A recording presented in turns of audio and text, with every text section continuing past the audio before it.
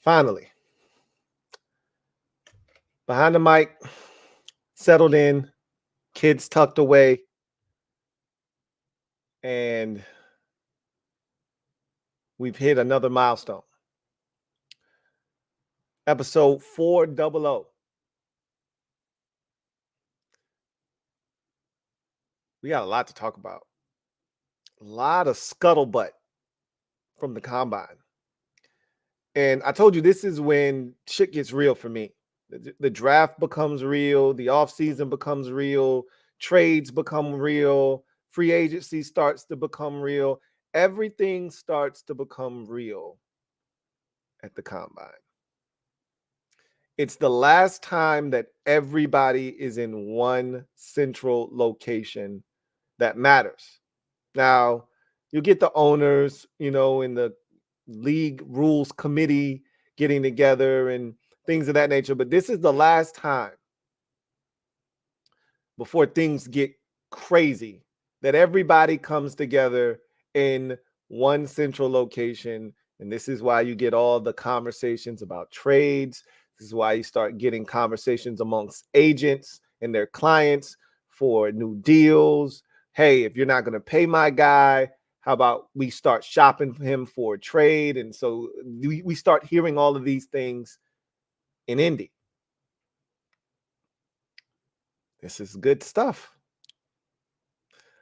I've been keeping very studious notes of all the happenings, GMs stepping to the podium, saying things noteworthy. We're going to talk about all of that and then some here on the 400th installment of the LouieTeeNetwork podcast, the 400, ho!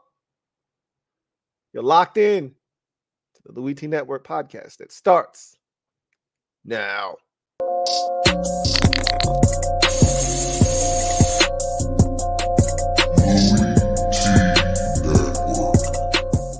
The LouieTeeNetwork is powered by MusicHead University. MusicHeads, classes in session. Turn me up. Enroll on YouTube now. Link is in the description. Who else could it be but me, your man, Louie T? Welcome to the 400th installment of the LouieTeeNetwork podcast. I, of course, am your set man, Louie T. Thank you for joining me. For those of you who are also subbed up to MusicHead University and are fans of that, MusicHead University is making a strong comeback in the month of March. Friday, March the 1st, you will get a new video on MusicHead University, and then start to expect content coming back on a regular there on that channel as we look to rev that back up, get that engine started, and start to really focus in on content over there as well. So I'm sorry I kept you waiting this long, but now I have my vision for how I think I want things to go over there, and so we can get that party started as well. So I'm looking forward to it because, football is one of my loves. So is music, right? Those two are like right next to each other, 1A and 1B. So so glad to get back over there and start doing some of those things too. So anyway, I digress. So many things are transpiring right before our very eyes. And we talked about franchise taggee type players. And I had a list of guys. I think I had 16 guys or so on that list. But we're going to go through that list once again because some players have either been tagged since the last time we took a look at that list, or GMs have come out and told us, hey, we're actively working to strike a deal, but if we can't get that done with the player and its agent before the start of the new league year, I think the franchise tag deadline date is March 5th. If I'm not mistaken, that's next Tuesday. So, I mean, this stuff has happened rapidly, right? March 1st is Friday.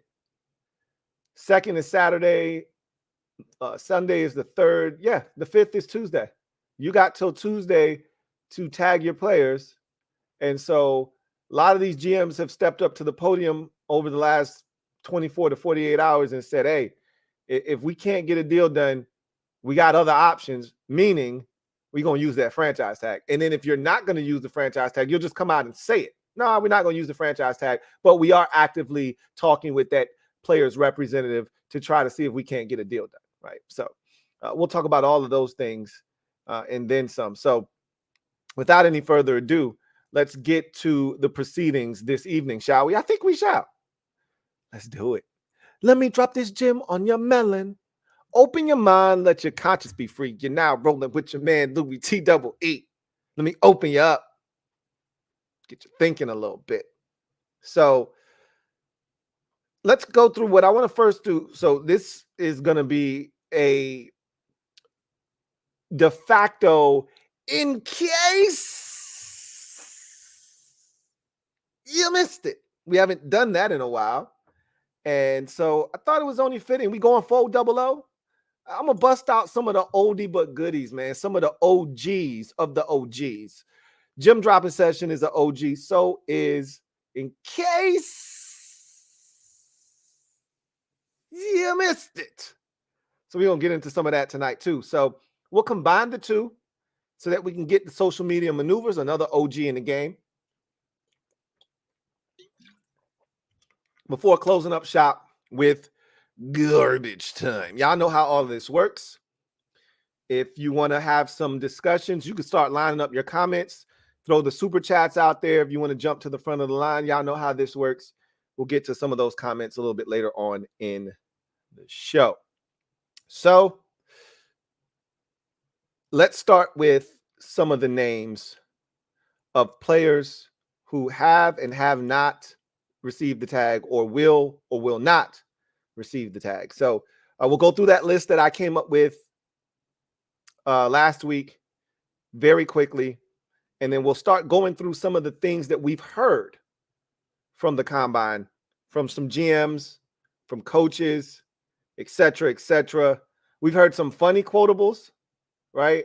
We've heard some guys talk about staff members and you know, people changing teams and how they feel about those guys and how they'll be missed, or what kind of a, you know, GM or what kind of a executive or what kind of front office member or scout or coach or player you're getting, et cetera, et cetera. So we'll get into some of that stuff as well. So going through the list, Baltimore's player that I designated as a guy that could receive the franchise tag was Justin Madubuike. He's already been somewhat tagged. We won't say he's officially tagged because he hasn't been, but Eric DeCosta, the Ravens GM, essentially said, if we can't get a deal done with him, we're going to use that thing. We're going to tag him up.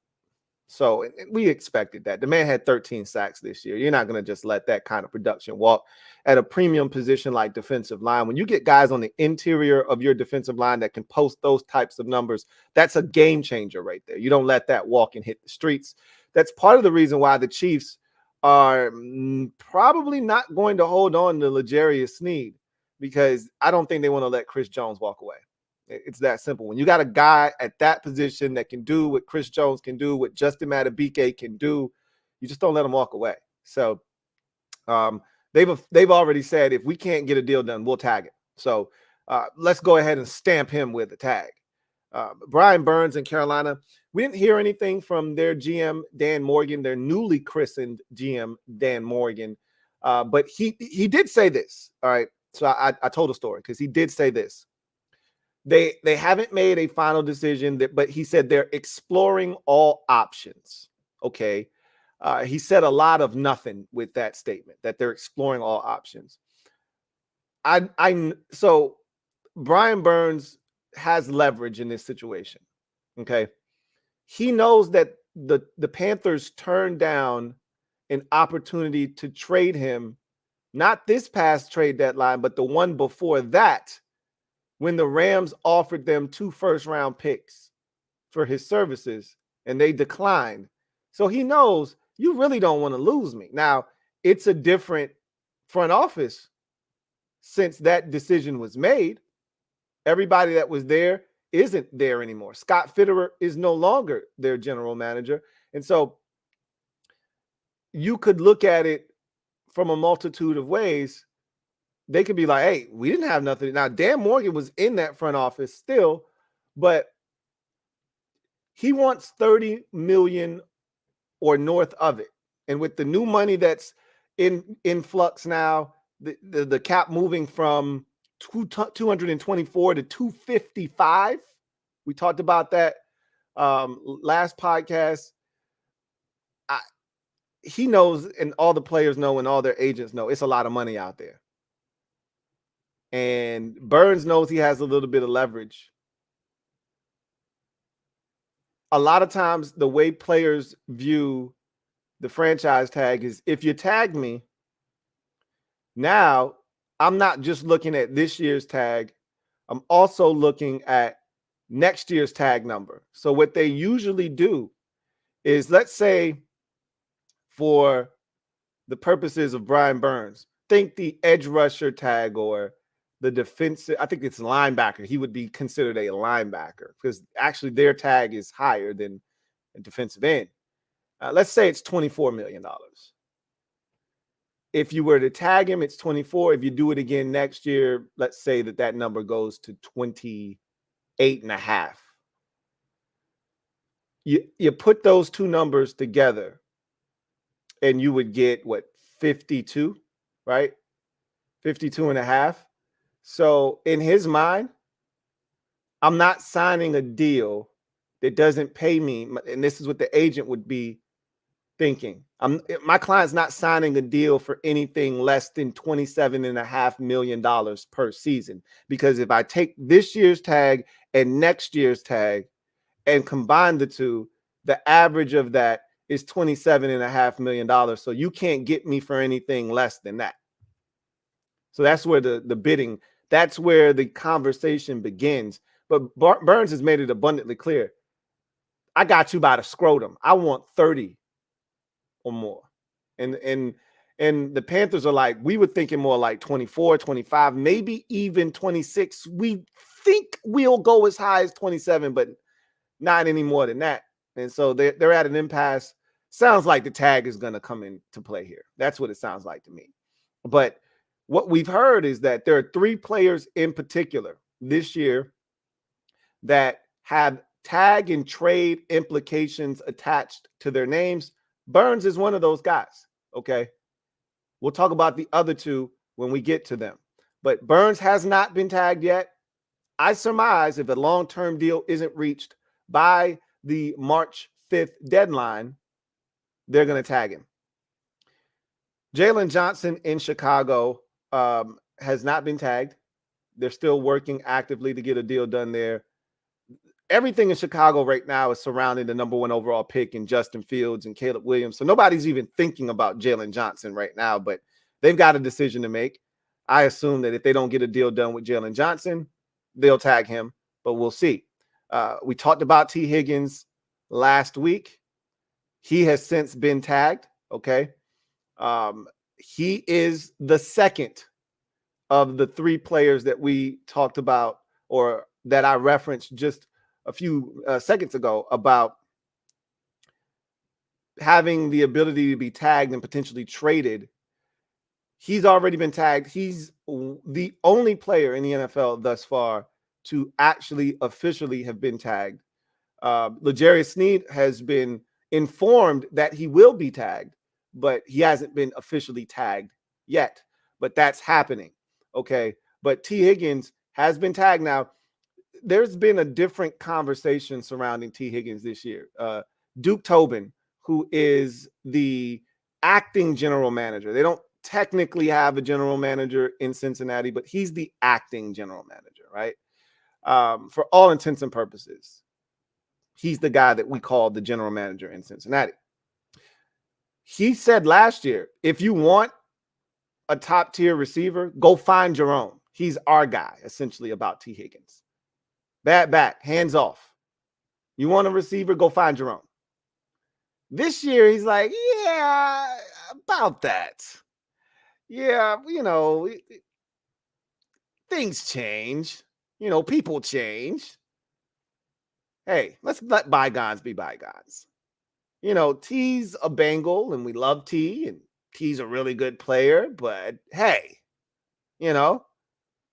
all's love in, you know,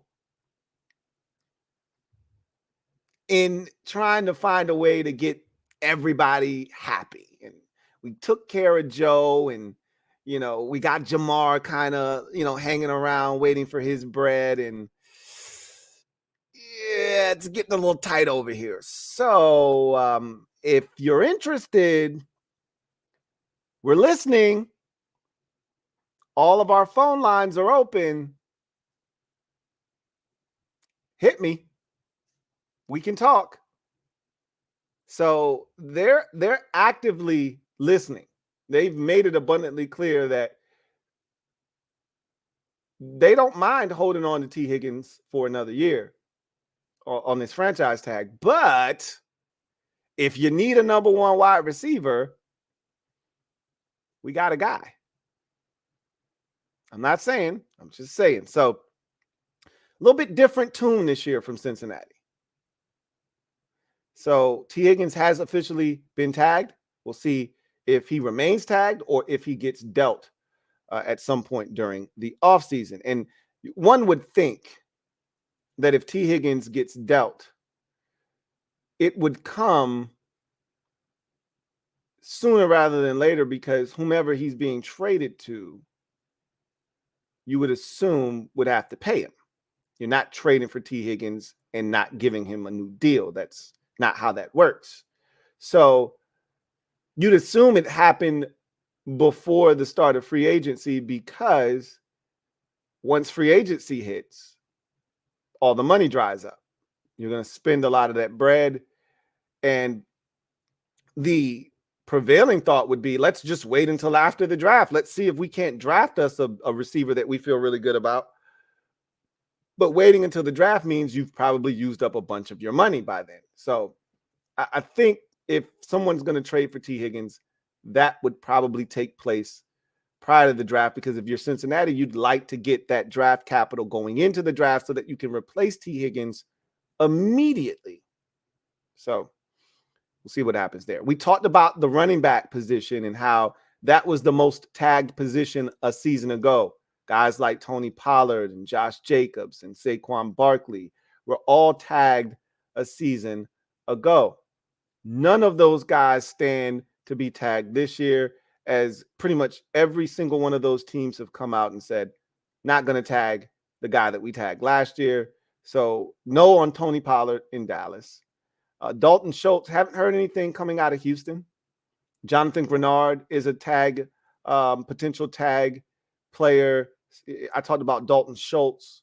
So those are two names that make a ton of sense for them out there. Maybe they tag neither one of those guys and let them test free agency. We'll see. Michael Pittman Jr. was a guy that we listed as the Indianapolis Colts lead receiver. Colts GM Chris Ballard has already come out and said, hey, we're actively working to get our guy a deal. If we can't, he's not going anywhere. He'll be a part of this team in 2024 for sure. So that means they're going to tag him. If they can't reach a deal, a long-term deal with Michael Pittman Jr., they're going to tag him. That's the right thing to do. You take him off of that team and they got nothing at receiver. So that's the right thing to do. And they're going to take care of Michael Pittman Jr., and they should. So we essentially call him a guy that's tagged at this point. He won't hit free agency, which I didn't think he would. Josh Allen, this is an intriguing one. I haven't heard anything about Josh Allen and what the Jags plan on doing with him. You would think he would be a hot topic of conversation, one of the more dynamic free agents potentially to hit the market this offseason. I still think there's no way Jacksonville allows him to test the market, and that a tag, if they can't reach a long-term deal, would be the route that they would take with him. But I haven't heard anything, which is surprising, because, again, he's one of the hotter names of this free agency class this offseason. L'Jarius Sneed, talked about him briefly, but he completes the trio of players that have that tag and trade label this offseason that could really be. And of the three guys, he seems the most to be potentially traded after being tagged. The Chiefs have already informed L'Jarius Sneed that they're going to tag him. They're going to try to work out a deal, but they're going to tag him with the intention of trading him if they can't work out a deal. And there's already been precedents set here with Kansas City doing this. If you recall, the Chiefs did this with D Ford. I think it was back in 2019, if I'm not mistaken. I think it was the year after he jumped off sides in the AFC Championship game and cost them the game in 18 against the Patriots. That was Mahomes' first trip to the AFC Championship game. He's been every year since. And they lost to Brady that first time in overtime. That was one of the first games that started the conversation about both teams touching it in overtime. Brady and the Patriots won the overtime toss, went right down the field, scored a touchdown. Mahomes and the Chiefs never saw it, lost the game. But it should never have gotten to that because on a fourth down, D Ford jumped off sides. If he doesn't jump off sides, Tom Brady threw an incomplete pass. They lose the game, and the Chiefs go on to the Super Bowl that year. And so who knows, right? But in any event, they traded him that next offseason in 2019. They tagged him, and then they traded him to the San Francisco 49ers for a second-round pick. 49ers then broke him off with a massive deal. And so there is precedents set here for the Chiefs to do this. They've done it before, and I wouldn't be shocked if they did it again here with L'Jarius Sneed. And guys like Sneed are hard to find in this league. Teams are always looking for corners going into the prime of their careers, playing the kind of football that L'Jarius Sneed is playing. It's not like the Chiefs had this elite pass rush. Now, they did blitz, and we know that Steve Spagnuolo is one diabolical son of a bitch. And so you didn't have a ton of time back there to throw it, but even when you did, L'Jarius Sneed was holding it down. And teams are always looking for a player of his caliber at a premium position like corner. I wouldn't be shocked if they found a suitor. I wouldn't be shocked if they found a trade partner for L'Jarius Sneed's services. I would not be shocked in the least. So he's essentially tagged at this point. I'd say him and T. Higgins are your two official tags at this current juncture. Haven't heard anything with the Dolphins and Christian Wilkins. My assumption is that they'll tag him. There's no way. I just talked about Justin Madubuike and Chris Jones and guys like that who, are premier players right now. When you're posting numbers like Wilkins has, when you have the impact that a Christian Wilkins has, you just don't let those types of players hit the streets. Kirk Cousins is interesting. I have no idea what the Minnesota Vikings are going to do. I've seen some crazy numbers attached to Kirk Cousins' name. I marvel at what he's been able to do with the system. I've already said this a million times. Kirk Cousins and Darrelle Revis have worked the system better than any players in NFL history. I think Kirk still it has the title, though, because of the amount of money that his position allows him to make. He's done it better than anybody else. Will he do it again? We'll see. But saw him throwing the football and dropping back. So he's coming along nicely. Trust me, there's a home for Kirk Cousins out there somewhere. There are teams that aren't in the positions that the Bears, Commanders, and Patriots are in. They're teams that need a quarterback, that think they're close to doing something like Denver, like Pittsburgh, like Atlanta, like Minnesota, who, coincidentally enough had Kirk before, and others that could use a signal caller like Vegas. There are plenty of destinations for a guy like Kirk Cousins for teams that think they're ready to win now, whose window is now in terms of what they're looking to do. Their roster says we win now. Vegas is a really good example of that. They got Devontae Adams. They're not looking to trade him, right? Tom Telesco, their new GM, come in and says, we're not trading Devontae Adams.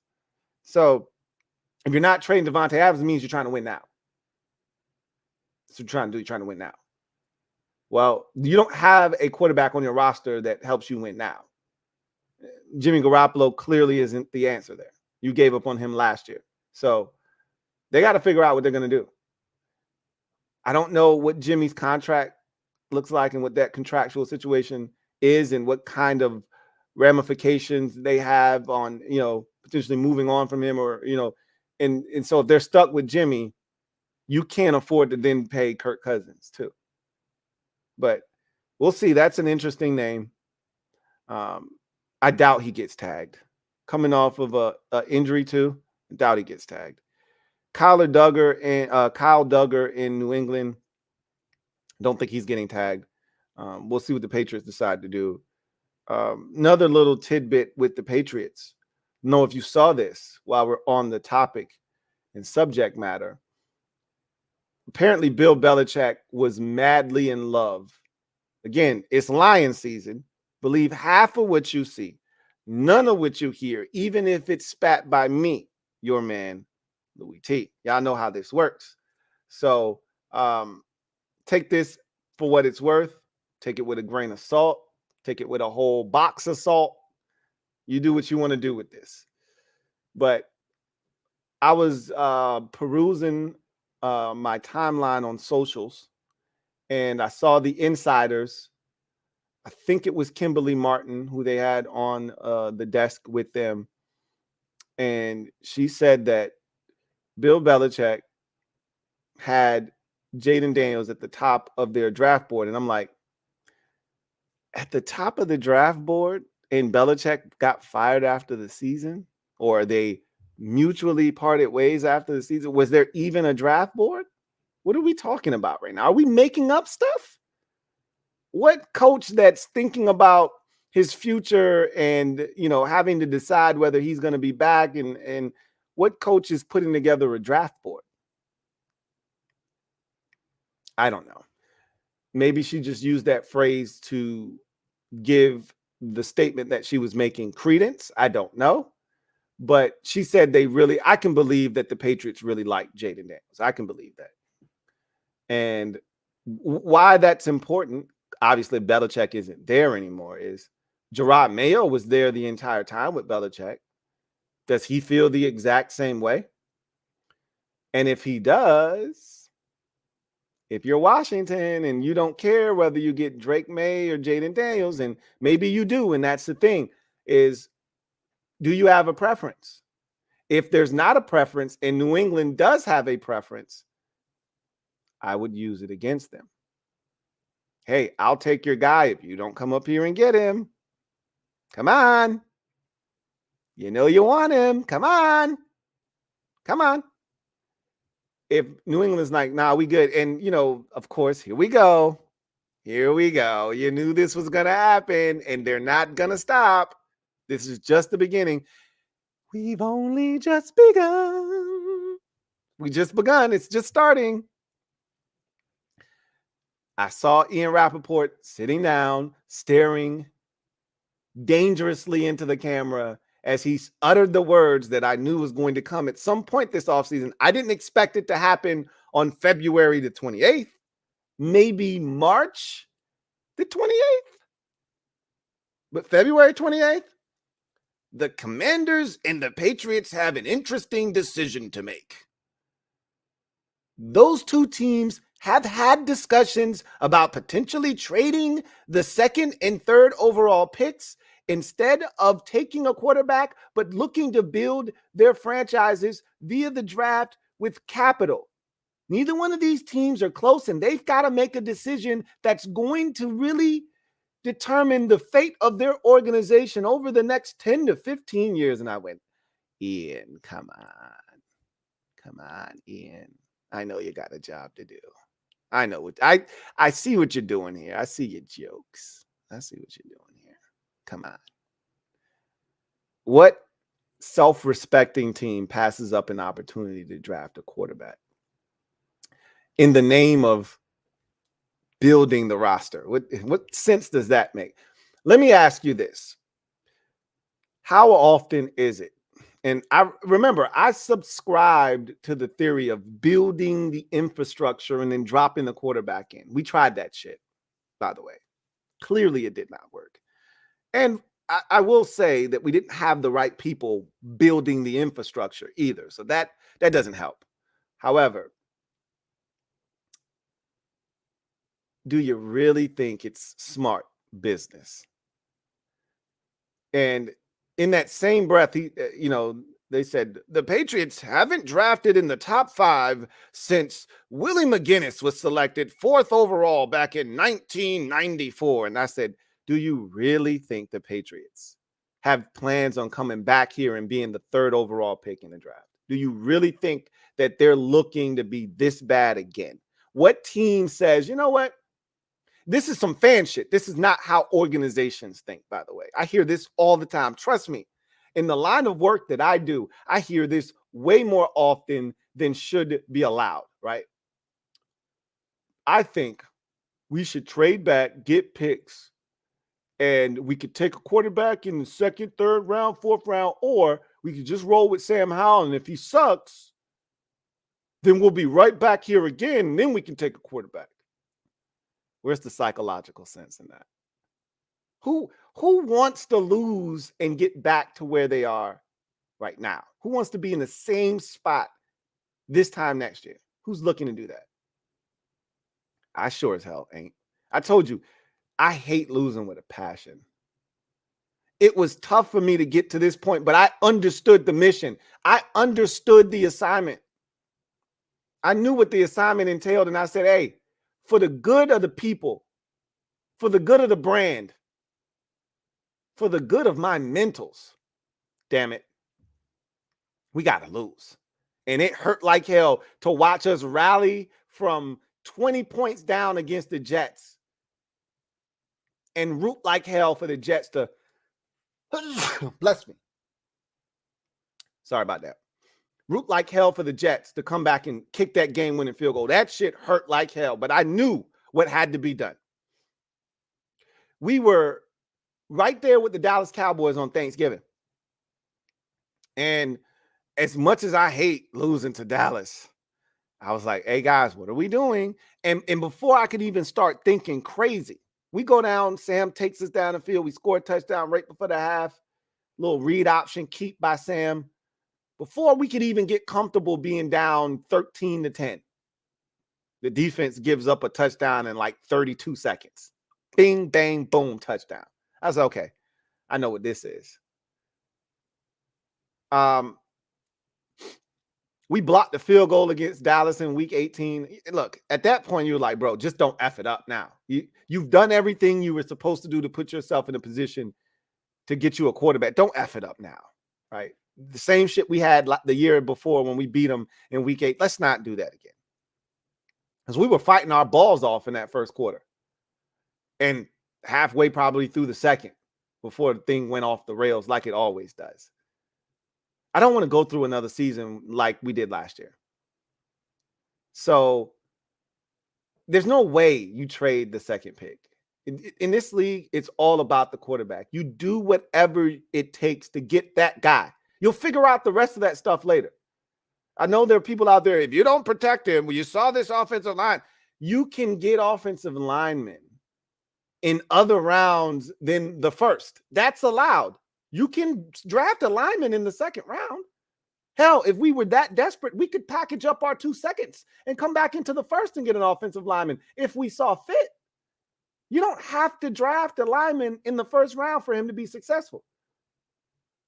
You don't have to draft a lineman at all for him to be successful. We can go get guys in free agency.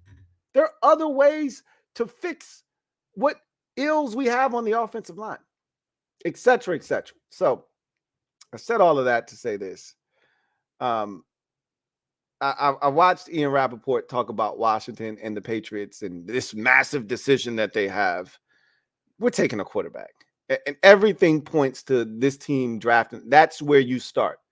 Again, and I can't stress this enough, part of the allure of the Patriots job, of the Commanders job this offseason was where they were drafting. That was part of the draw for Adam Peters. It wasn't, oh, this is a pillar organization in the NFL, and we want to restore it to what it that sounds good. That's what you say to us as a fan base. That's the shit we want to hear. That's great. But no, really, what was the draw was you got all this cap space. You got this new owner who's going to give me all the autonomy that I need. And I got the number 2 overall pick in the draft. It's the same reason Ron Rivera chose this job 4 years ago when he came to Washington. It's the same reason he chose the job. He didn't even wait and see what other jobs came available. He looked at the position. He wanted to get back into coaching immediately. He felt like he was wrongly fired. And the first thing he looked at was Washington has this beast of a defensive line. They got Montez Sweat. They got Deron Payne. They got Jonathan Allen. They got the number 2 pick. And they got, I don't think he looked at Dwayne Haskins as his guy, but he's like, hey, if I can't get Joe Burrow, and they called, can't get Joe Burrow, I'm getting Chase Young. We can start there defensively, and we'll figure the rest of the shit out. That was the allure. You really think that they're going to pass up an opportunity to get a quarterback? Neither with the Patriots. You think they're really going to pass up an opportunity? Unless, and I'll bring up something. Matter of fact, I'll bring it up right now. You know, I'm going to wait. I'll bring it up later because I have a conversation here to be had about it. So, Saquon Barkley isn't getting the tag in New York with the Giants. That was already stated over this combine week as well. So he won't be getting the tag. Seattle, Leonard Williams or Jordan Brooks, we talked about. Haven't heard anything on that front. But again, it's very rare in this league that you make a trade in season for a player like the Seahawks did with Leonard Williams and then you don't re-sign him. That's not how that usually goes. Unless you were in the midst of chasing a chip like the Rams were back in 21 when they traded for Von Miller in season and then let him walk after he did what they needed him to do, which was help them win a Super Bowl. You're not going to just let a guy walk. You generally trade for a guy in season because you plan on signing him to a long-term deal. I think Leonard Williams either gets that deal or they franchise tag him and try to work something out. And then Mike Evans in Tampa Bay, along with Baker Mayfield. That was another name that I omitted last time. Doesn't sound like Mike Evans is getting the franchise tag. And we're going to talk about Baker Mayfield in a bit. So let's go through some of the scuttlebutt, though, some of the news and notes, the things that we heard over the last couple of days from GMs, coaches, those in the know regarding some of the teams around the league and some of the decisions that they have to make from a roster standpoint. So we already had talked on a different show about the Bucs releasing edge rusher.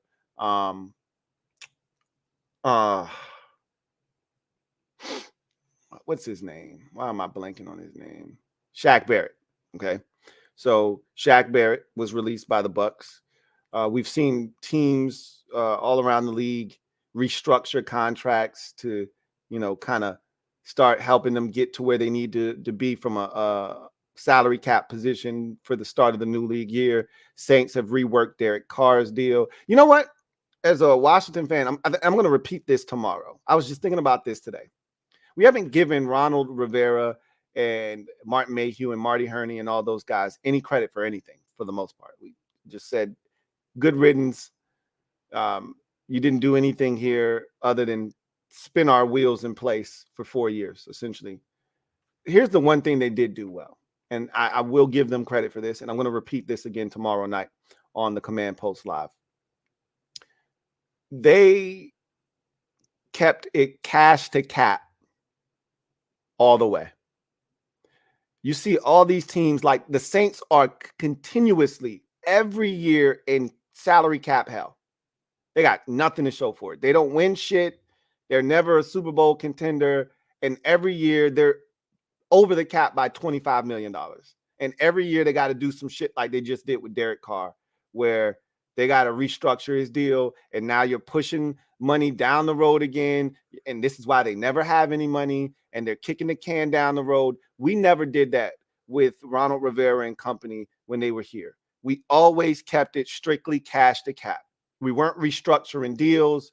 We weren't reworking anything.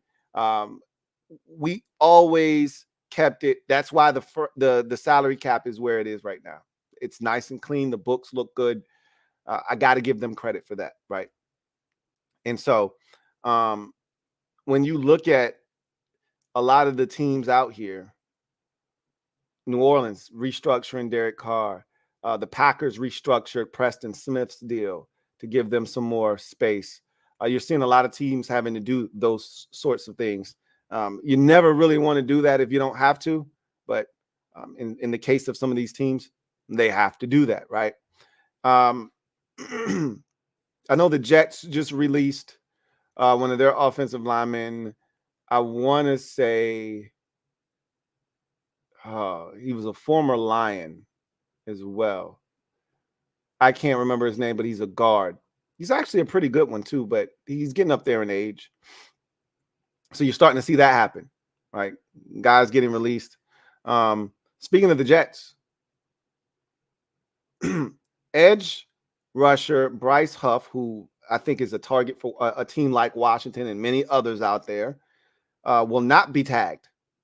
The Jets GM Joe Douglas said at the podium yesterday. And also, this was common knowledge. We talked about this on a previous pod a while ago, that they've given Zach Wilson permission to seek a trade. Like, they don't want anything to do with him. That's why you heard the Jets name come up in talks with Sam Howell is in terms of a trade, which I don't see happening. But Zach Wilson has been given permission to seek a trade. They would love to rid themselves of Zach Wilson. Here's the problem. Who the hell wants Zach Wilson? That's the issue. It's not like how it was with Trey Lance, where we still really haven't seen Trey Lance play. You don't know if he stinks or not yet. So there's something there still, like there's a shroud of mystery surrounding Trey Lance that would intrigue a team enough like Dallas, who gave up capital for him, to say, hey, let's kick the tires and see what this kid could potentially have, right? You got really nothing to lose. We pretty much feel like we know what Zach Wilson is as a quarterback. Nobody's giving you anything for that guy. Seriously. After what he did last year, he's not even viewed as a viable backup candidate right now. So you rather just wait till next year where he's officially a free agent and get him then. If you want him, you don't have to give up anything next year. I don't see the Jets getting anything for Zach Wilson, but it's cute that they gave him permission to seek a trade. That's nice, but I don't see that happening.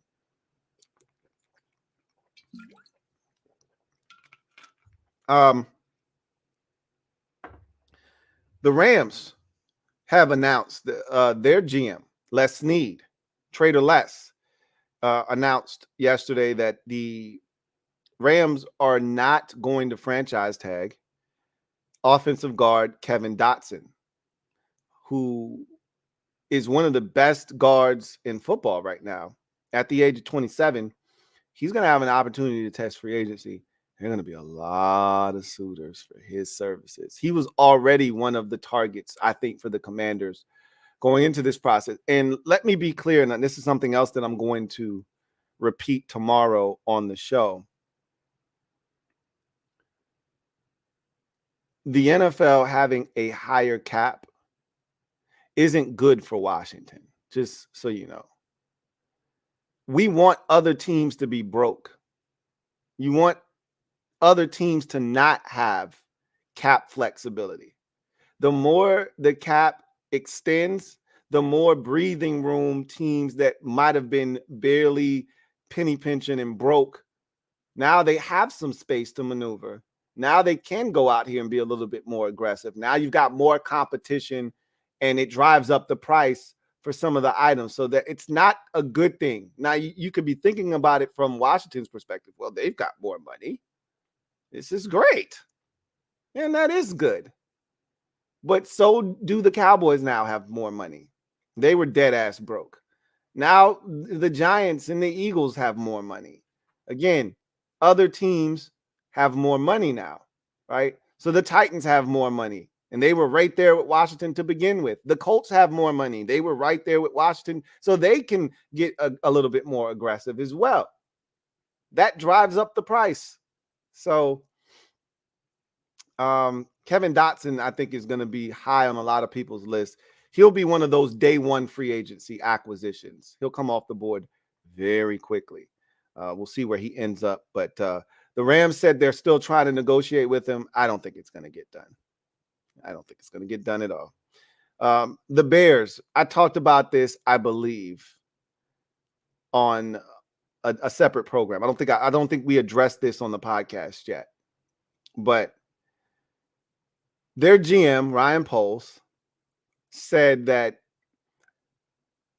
no one likes to live in the gray, and he doesn't want to keep Justin Fields in the dark about what's going on. He wants to be fully transparent.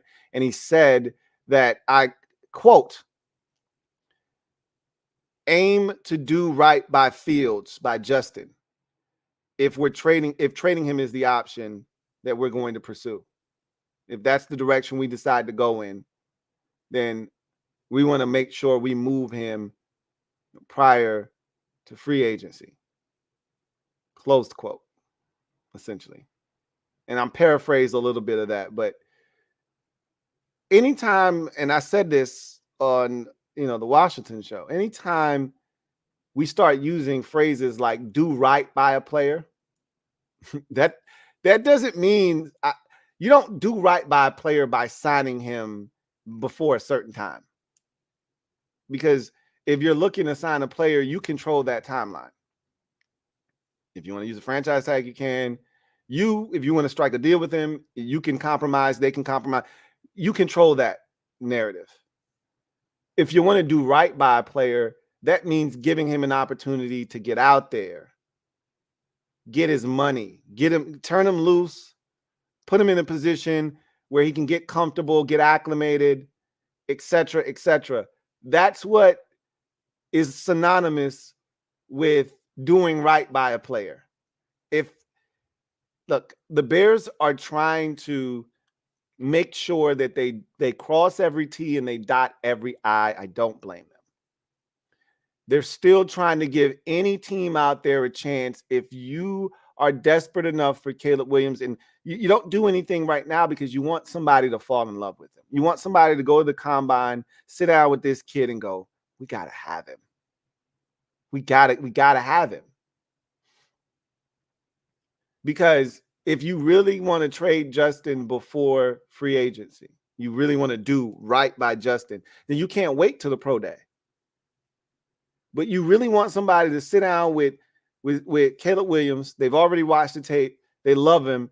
And you want them to fall in love with Caleb Williams, the person, and go, yo, how many first-round picks they said they wanted again?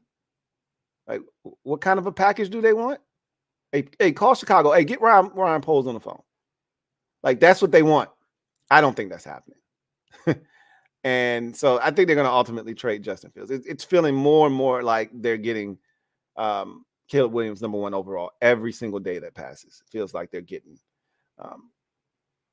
Caleb Williams. But you just never know. Again, it's Lion season, and the Bears have done the best job of anybody to start this offseason of playing it close to the vest, at keeping a poker face and not really giving a tell as to what it is they're going to do. They've been tremendous. Every single move that they've made has been straight down the middle and could go either way. It's beneficial for Justin if they keep him. It's beneficial for Caleb if they draft him. So, I've praised them all offseason, and I'm going to continue to do so. The Tennessee Titans.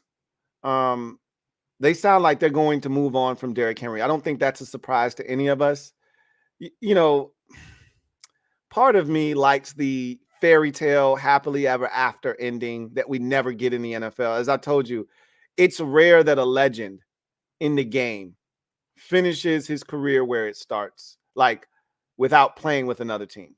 That's why the Rondé Barbers of the world and the Ray Lewises and the Ed Reeds and players like that have to be commended, because it's rare that a guy has a Hall of Fame career. We all know it. And they are able to end it on their terms with the team where it all started and where they made their name. Like Mike Evans is going to be a Hall of Fame receiver. He's not going to finish his career, unfortunately, in Tampa Bay, where he should finish it. It's not going to happen. Derrick Henry should finish his career as a Titan. It's not going to happen, right? That ship sailed. They've got a new GM. Well, he's in his second year now. And Rand Carthen, this is his quote: "I have a responsibility to build this team for the long term. We'll cross that bridge when we get there." In terms of Derrick Henry, what does that sound like to you? Right? I have a responsibility to build this team for the long term. That sounds like, and in the short term, Derrick Henry being here doesn't benefit us long term. That's what that sounds like to me. So I'm here in Dallas. Baltimore tried to trade for Derrick Henry, and the deal was almost done. And Titans ownership and front office stepped in and said, nah, we're not doing that. Derrick is going to finish the season, and then we'll explore options after the season's done. So he's on the way out, it feels like, and it'll be interesting to see where he ends up. But and look, he's older. I'm gonna tell you what he feels like. He feels like one of these Adrian Peterson dudes at the running back position that ages differently. He seems like a different dude. I'm not saying, I'm just saying.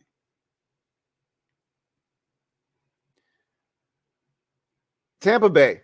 This is interesting. This is one of the most interesting developments, because I just assumed that Baker Mayfield would be back in Tampa, but they're not going to use the franchise tag on him, which I didn't think they would. I thought push can't come to shove, however. I just assumed, okay, first of all, excuse me, I just assumed they would find a way to get a deal done.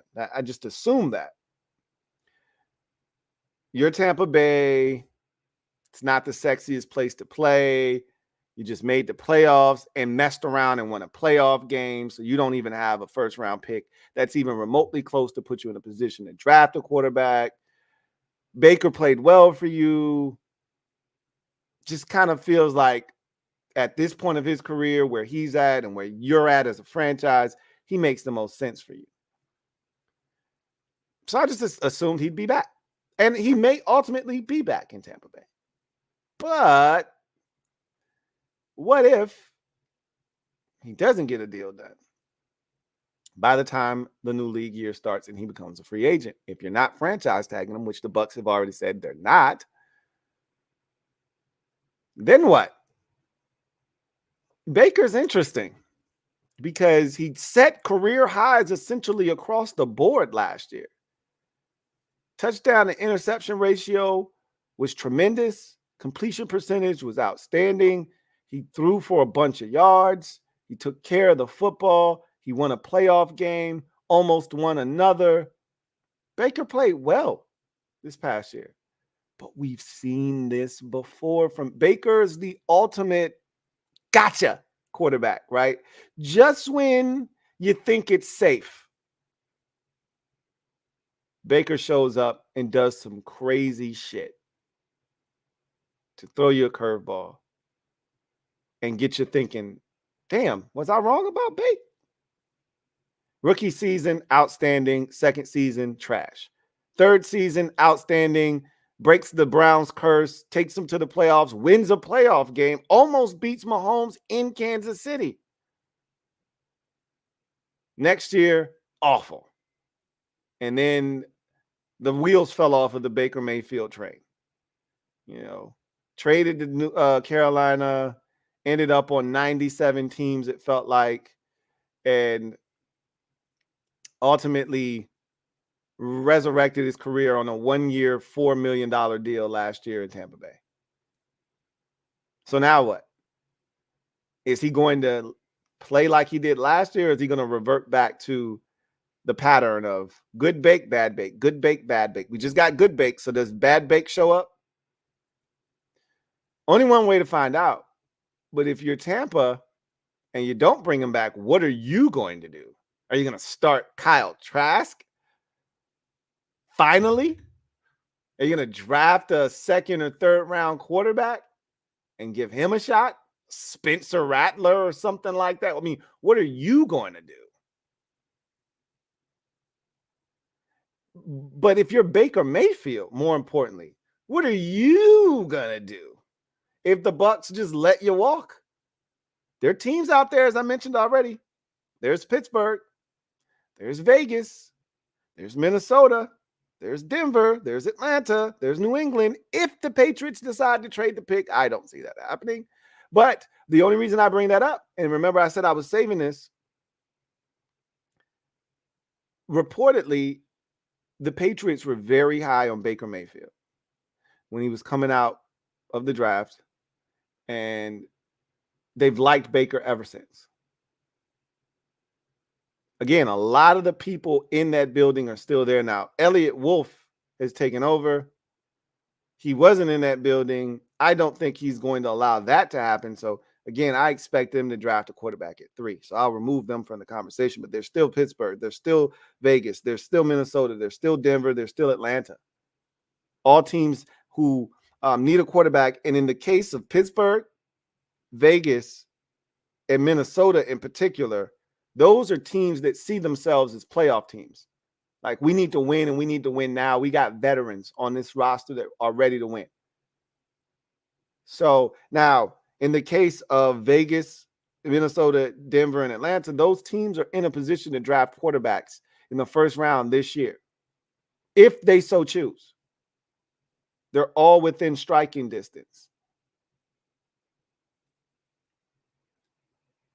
Baker not getting tagged is intriguing because one of those teams could say, you know what? We're in a position to draft a quarterback, but a quarterback where we sit doesn't make sense from a value standpoint, especially if Atlanta doesn't trade for Justin Fields, which I think is the best fit for him. And I've made that abundantly clear all offseason. I think that would be the best fit for Justin Fields. But if Atlanta says, nah, I'm good. If the Giants could take a quarterback sitting there in the top 7, Falcons are right there, obviously. You get to 11. I think 11 is where the Broncos sit at 11, if I'm not mistaken. Then the Vikings are there somewhere in that mix. They might be the ones at 11. Someone's at 11 that needs a quarterback as well. So a lot of possibilities for that 4th quarterback to come off the board. If the Giants don't take a QB, if the Falcons don't take a QB. So it's going to be interesting to see what happens with Baker Mayfield. So speaking of Denver, head coach Sean Payton said yesterday that Russell Wilson, they will have a decision on him in the next 2 weeks. They said, like, right now we're kind of focusing in on the combine and these interviews with these players, et cetera, but we're going to have a decision on Russ here in the next 2 weeks. We're going to get something done. Trade, release, something. We'll take care of that situation. Obviously, they want to trade him. They would love to get something back. Who in their right minds is taking on that deal that Russell Wilson signed? Who's doing that? Now, maybe you trade for him, but in the trade, the Broncos agree to eat a portion of his salary each year, and you only have to eat a certain amount, and it makes it more palatable for you as a trade partner just so they can get him off the books in some way, shape, or form. But the likelihood is, if I know that you're getting rid of him, which the Broncos didn't even try to hide it. They did some Dirt McGirt shit at the end of last season by benching him on some Derek Carr shit in Vegas. How they did Derek Carr the last year in Vegas, where they sent his ass home like, bro, we don't even want you around the team no more. Like, what kind of shit is that? Like, Josh McDaniels is terrible. That's why his ass ain't in the league right now, because he ain't shit. You know, you don't treat people like that. But that's what the Broncos, They didn't send Russ home, but by benching him in week 18, they pretty much, what was it, the last 2 weeks of the season, I think they did. They pretty much was like, yo, you done here, bro. You done. So if I know you're done with him, why would I trade? I get it. We've done this before, by trading for Russ, you ensure that you get him. If you wait till he's released, then now you have to fight other teams that may be interested. There may be other suitors. I just always say, why outbid yourself? Russ is at the point of his career now where I don't think he's going to have a million suitors for his talents at this point. There may be one or two teams interested. Have at it. If you're one of those teams, just wait till he gets cut loose, and then you can pounce. The Chiefs, listen to this. Stop me if you've heard this one before. The Chiefs wanted to do right by Marquez Valdez-Scantling. So they went ahead and released him now because they wanted to do right by the veteran receiver and give him a chance to hit free agency while all the money is still out there. Again, stop me if you heard that before. So they released MVS. He's now a free agent. He stinks, man. I mean, damn, he was funky this year. Glad he got a ring out of it. And shit, we got 2 rings out of it the last 2 years. And somebody will sign him. He can run, man. But he's one of those dudes, like, he's all the way in the back of the store on the clearance rack where, look, we about to get a bunch of new season stuff. That's last season's, shopware. We just trying to get it out of the store so we can create some more floor space for the new items that we about to bring out on the floor. So, look, man, just take this off our hands. That's when you go get MVS. He's one of those dudes that you signed to a 1-year, $5.5 million deal this year. Like, MVS stinks. He's going to have to prove it if he wants to stick around in the league. He could be in the XFL in 2 years from now. What is it called now? They merged together. It's got a whole different name, right? It's like the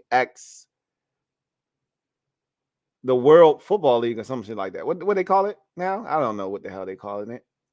But whatever it's called, the United Football League, that's what it is. The UFL, I think it's called. He could be in that shit in 2 years. Real talk. We'll see what happens. And then lastly, I just wanted to bring this up before we move on. The Browns GM, and I think it's Barry. I don't want to try his first name because I might mess it up. I want to call him Andrew. We're going to go with Andrew Barry. I know his last name is Barry. He suggested a good-ass rule change. How y'all feel about this? Browns GM proposed that the league move the trade deadline back to adjust to the amount of games being played. So he essentially said the league never adjusted the trade deadline to accommodate a 17-game schedule, right? The trade deadline being where it is made sense when there was 16 games. Now that there's 17 games, you should move it back a week or two. He said, and especially if you go to an 18-game schedule, which we all know it's coming eventually. Once the NFL gets to the point where there's no more money for them to bleed out of the networks and there's no other revenue streams that they can tap into, you know what the next move is. In order to continue to increase revenue, you got to add more football games. So they're going to bleed everything they can dry first. And then once all of their wells run dry on some boys to men shit, then they're going to start proposing, hey, y'all ready for 18 of these things? So that's coming eventually. But he made the point that in all the other major sports, said in the NBA and in Major League Baseball, the trade deadline comes with 65% of the games completed. he said in hockey, it's like 78% of the season is completed when the trade deadline hits. In the NFL, it's at 45% of the season being complete. So he's like, we're way behind and we got to fix it. I don't see anything wrong with that, actually. I don't see anything wrong with it at all. So that's all of the combine news and notes that we have. And I was supposed to say, in case you missed it, and I didn't even do it. Not but one time at the beginning. Shame on me. We're going to get you in here in case you missed it. I just did. I just threw you a little love. And I'm in case you missed it. Anyway, I digress. Let's get to our social media maneuvers. You know I'm a midnight marauder. Y'all know how we do it. So let's get to the comment section, see what you guys have to say. Y'all know how this works. If you want your comment read on the air, using the hashtag LouieTLive is the way to get that done. If it is pertinent and time permits, we will read your comment and react to it. If you want to jump to the front of the line and ensure that your comment is read, super chats are the way to do so. With that said, let's get to the comment section. And we started off with my guy, Twin D. Thank you for the super chat. Greatly appreciate you. Thank you for being a member of the MOBB. My guy, Twin D, writes,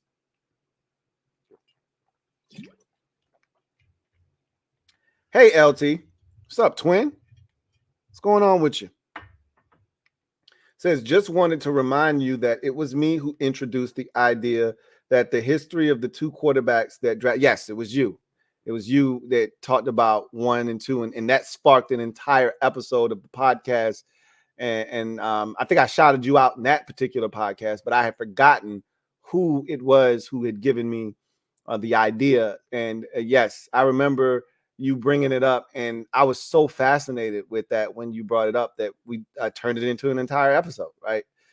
He says that drafted at 1 and 2, and resulting in one or both not working out historically, after which you did a podcast, right? And that one stood out to me because, again, you know, history doesn't always have to repeat itself, and you know, we say records are made to be broken. Things that you can't let that kind of stuff deter you from trying to find yourself a quarterback. But last year, you know, and again, I still believe in Bryce Young, but it looked like it happened again last year. You know, after 1 year, obviously CJ Stroud has to do it again. Nobody's doubting that he will. And Bryce Young has to turn it around, and nobody's, you know, saying that he will turn it around, right?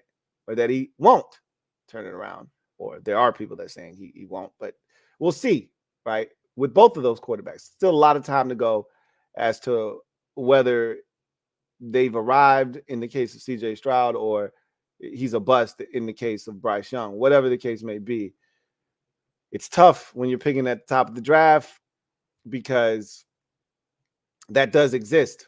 But at the same time, you're more likely to hit on a quarterback towards the top of the draft than you are, say, the second round or the third round or the fourth round, et cetera, et cetera. Like, the chances of you landing your franchise quarterback decrease greatly with each round that you move back in the draft. The further back you get away from the top 5 of the draft, and if we're just sticking with the first round, the further away you get from the top 10, the tougher it is to find examples of teams, you know, hitting on monster quarterbacks of late, of recent note, not going back historically, because the NFL was a much different game back in the day, right? But just talking about over the last, call it a decade, right? Maybe even 15 years. You've had a much greater chance of finding your guy in the top 10. I mean, Lamar Jackson is the 32nd overall pick. Outside of him, every other quarterback is probably top 10 that went in the top 10 that we consider one of those guys Aaron Rodgers, but he's not in the last 15 years, right? He's outside of that. But we still consider, I think most people consider Aaron Rodgers still a top 10 quarterback in the league. But, Mahomes was, I think, the 10th overall pick, if I'm not mistaken. Herbert was in the top 10. I think he was 6th or 7th. Tua was 6th or 7th. Herbert, I just said Herbert. Allen was like 7th, I believe. Who else? Hurts was a 2nd round pick. And I think a lot of people are looking for him to prove it again next year because he had a down year this year, right? So we'll see with him. But I mean, when you look around, Burrow, number 1 overall pick. When you look at the league and how everything's set up, Purdy had a monster year. For me, I really feel like we know what he is. He kind of came of age right before our very eyes this year. So I kind of look at him as a made man now in the league. The respect is there. Obviously, he's an outlier like Tom Brady. Those are rare. But when you go around the league and you look at the starters and you look at the guys that are high level that we hold in high regard, most of them, if not all of them, were either in the top 10 or 1st round picks overall for the most part. If you think Dak is one of those guys, if you think Kirk Cousins, obviously those are the guys that went in the 4th round or so. But it's hard, man. It's hard finding quarterbacks outside of the 1st round. And again, we're talking elite guys. We're not talking about guys that are hovering around the top 10 or 12 or 14 in the league. We're talking about the dudes that's in the top 5, dudes in the top 7 of the league, the elite of the elites. These guys are all 1st round picks. So it's tough. I'd rather take my chances and take my swing at the number 2 overall pick than the 22nd overall pick or the 42nd overall pick or the 62nd overall pick. Video channel. Thank you for the super chat. Greatly appreciate you. Thank you for being a member of the MOBB, who writes, Lou, video channel. Congrats on 400. Road to 1K is bright. Appreciate it, man. Appreciate it. 400 episodes. That's crazy to me. That's crazy to me. I think I'll really reflect when we hit 500. That's a big milestone number. Anytime we hit a new, the first number changes is always big for me, but 5 will be crazy. Maybe it might be pretty cool to have some, looks back at a few past episodes. That would be awesome. I might be too lazy to do it though. But that would be a pretty cool idea to look back on a few of the some of the old episodes. King of the Bluegrass. Greatly appreciate you. Thank you for the super chat. Thank you for being a member of the MOBB, who writes, congrats on 400, Lou. Your longevity is the reward of your excellence. I appreciate that, man. I really, truly do appreciate that. And I'm hoping that, this thing continues and we see another 400 and then another 400. And so time waits for no man, as we know. But I don't have any plans of going anywhere anytime soon, God spare life. And so hopefully we continue to do this and y'all continue to be with me on this journey and on this ride, because I couldn't do it without y'all. So I appreciate you guys. Mike Jink, been a member for 16 months. My guy, Mike Jink, writes, Louie Lou. What's up, Mike Jink? What's up, my guy? What's going on with you? I want Latu, Rick Straw, or Arnold. And I think where you're drafting, I think Latu will be there. I don't know if Arnold will be there. or Rick Straw. That's going to be pretty interesting. What's also going to be interesting is how these edge rushers come off the board, because I don't know if there are any true elite. I mean, Dallas, Turner is good, but I don't know if there are any like truly elites in this draft. So it'll be interesting. I think your biggest need is corner. Clearly, we watched that cornerback position really struggle a season ago and kind of got old overnight. And corner is probably priority number one. It's a deep corner class, but as you get away from some of those names at the top of the draft, you start to get smaller and smaller corners and guys that are more nickels than they are boundary corners, and you need a boundary corner. So you're hoping that Terrion Arnold or Rick Straw kind of fall to you. And really what's going to help you, what you're really hoping for, is that these quarterbacks get pushed up and 4 of them, possibly 5, go in front of you. That's going to help a guy. I used to always talk about it. I don't have to talk about it this year. My team's not drafting 16th or 19th overall like we usually are when we're in no man's land. And then you got to hope for spillage. That's what I call it. Spillage happens when other positions get pushed up, forcing really good football players that should have already been drafted down the draft board because other positions that are positions of need get pushed up, i.e. quarterback, i.e. tackle, which is another position that usually gets pushed up. Edge rusher is another one where you see those go, and receiver is usually another one where teams go goo goo gaga. And you can see that happen in this year's draft with Marvin Harrison Jr. and Malik Neighbors and Rome Odunze. You could see receiver getting pushed up.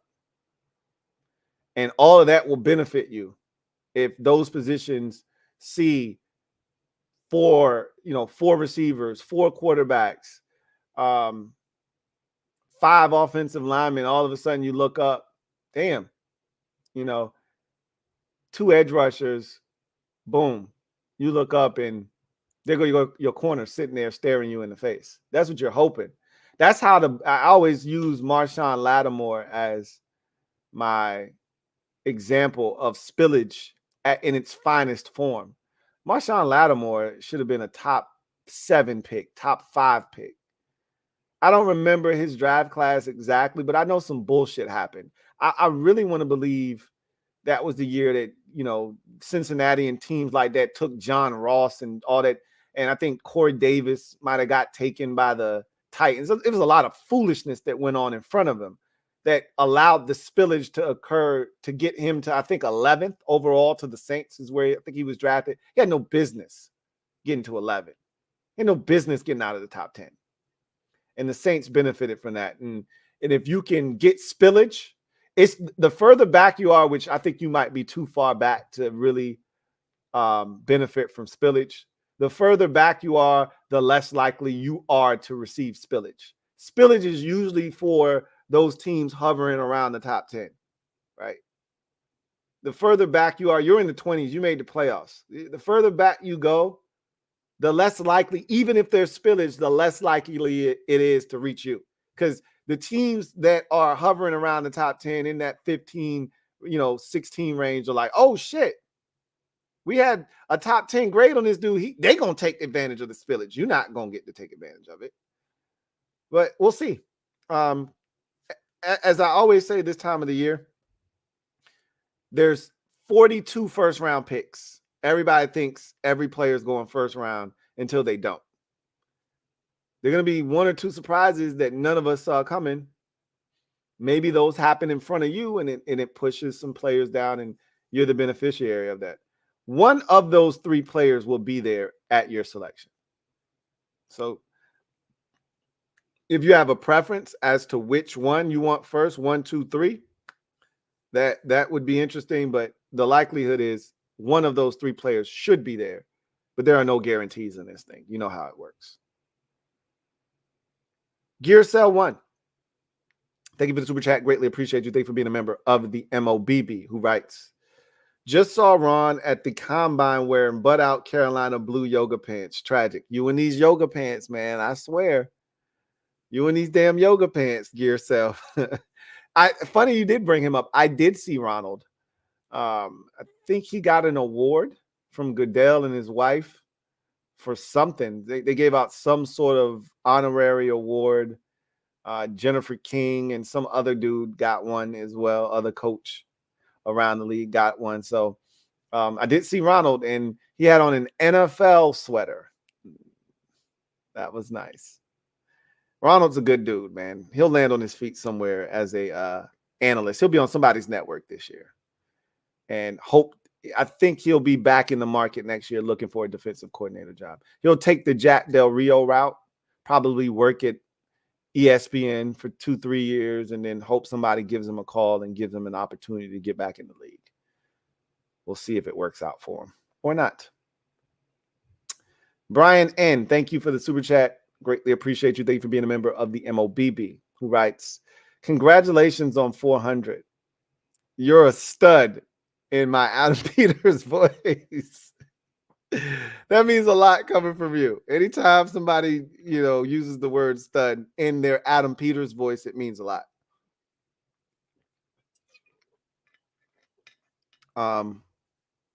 My goal is just to continue to show y'all what I have behind my rib cage. All right, that's my goal, is to continue to show. We've gotten more, little drops and little sayings from Dan Quinn and Adam Peters more specifically Quinn, over the last 2 weeks than I can remember getting in 2 decades.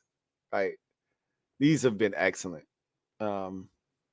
Anyway, I appreciate it. Brian, man, thank you for the support as always. And I just ask that you continue to come along on the journey with me, man. Don't abandon me. You've come this far. Just keep rocking with the kid, man. That's all I can ask for. Really appreciate you. King of the Bluegrass, thank you for the super chat. Greatly appreciate you. Double up. Thank you for doubling up. Who writes, I've been creeping around a lot of podcasts about the draft, and evidently 52 players are going in the first round. I'm telling you, man, the longer we go in the process, the closer we get to the draft, the more first round players we're going to have. Every year, that number is somewhere in the 50 to 60 range of first rounders. Because, look, Adam Schefter, like Ian Rappaport is the king of, a potential first round pick, because they have to do that, though. You don't want to piss anybody off, because you want to be able to talk to these guys. You can't call him a potential mid, even though that he's a potential, mid round, day 3, day 2, day 3 pick. You don't want to call him that if he has a chance to go in the first round, because if you want to talk to that guy, and a lot of people are sensitive, they get in their feelings. They watch TV, they're on social media, they see that you called him a third round pick. He's going to be like, oh, I'm not talking to his ass. Right. So you got to do that. But I just get a kick out of it, a nice chuckle out of, a potential first round pick. I'm like, come on, bro. He can't be a potential first round pick. We got 19 receivers already going in the first round. Like, how many of these dudes you really think going to go in the first round? But that's how it goes, man. I always laugh at that. People told me I was crazy last year when I said Will Levis shouldn't even be a first round pick. Oh, he's going in the first round. And remember, there were people that thought he could go number 1 overall. I had to do an entire podcast to dispel the notion that the Texans were that crazy enough to pick him 2nd overall. Right? We had heard rumors that Carolina was sniffing around, and we knew Panthers weren't that dumb. It was either CJ Stroud or Bryce Young, and we felt like it was going to be Bryce Young. But the Texans, remember, CJ Stroud got roughed up pretty good last draft process. This is why I say, believe half of what you hear, none of what you see, even if it's spat by me. Or believe half of what you see, rather, excuse me. None of what you hear, even if it's spat by me, your man Louie T, because it's lion season. It gets real ugly and nasty this time of the year. And the way they were dragging CJ Stroud's name through the mud last year, They want nothing but the football gods making sure that they right it or wrong, because they were doing him dirty last draft season. And I saw Daniel Jeremiah talking to JP Finley. He had a really good interview with him. And in that interview, he said, you know how this thing goes. They're going to find every way to tear Caleb Williams apart and to nitpick and find things wrong, because anytime a guy is that good that early on and he's the consensus number one pick of his draft class, you got to start picking away at him. So that's what they're going to do. Everybody knows Caleb Williams is going number one overall. I've told you this for months upon months upon months, that there's no way he's not the number one overall pick, whether Chicago's making the selection or somebody else is making the selection. He's going number one overall. And Dan Jeremiah pretty much said, bro, there's a lot of things that you can say about him. What you can't say is that the dude isn't talented. And he's going number one. Are there things with his game that he needs to correct and clean up? Absolutely. Every player in this draft has faults. No, none of these prospects are perfect. But come on, bro. Come on, buddy. Come on, buddy. So, yeah, 52 sounds about right now. 52 players going in the first round. That sounds about right. Joe Rockhead, thank you for the super chat. Greatly appreciate you. My guy. Joe Rockhead, thank you for being a member of the MOBB. I was about to double you up, but I'm thinking of my guy, Twin D. Joe Rockhead writes, hey, Louie. What's up, Joe? Says, congratulations on episode 400. I appreciate it. 400! Says, keep doing hard shit with good people, man. I told you that's going to be my new mantra, right? Because this shit ain't easy. It's hard, especially being a fan of our favorite team. That shit's been hard work. There have been times that we've talked and said, some people said, why did I choose to be a fan of this team? All they do is cause me pain and misery and headaches, and heart attacks. Why? Why do I choose this existence?